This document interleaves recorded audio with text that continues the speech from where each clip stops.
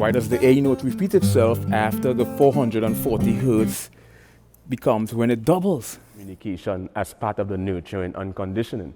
Because when manic becomes disinhibited, they are sort of removed from these conditionings, and they're also removed from these phonological nurturing features.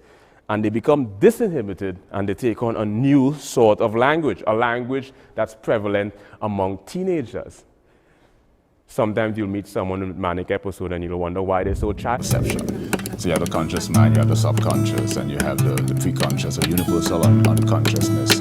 Now, this area below the conscious mind is where we get into areas like psychodynamics. Autism, there's always something new.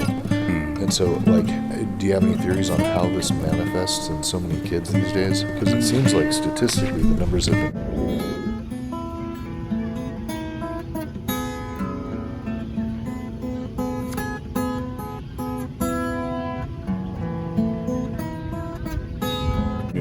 Is augmented, modified, or augmented. Emotional fluctuation. You have technically applied to any of the former.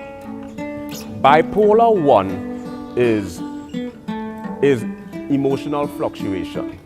You have extreme polar, extreme sort of philosophy. You know, there's green.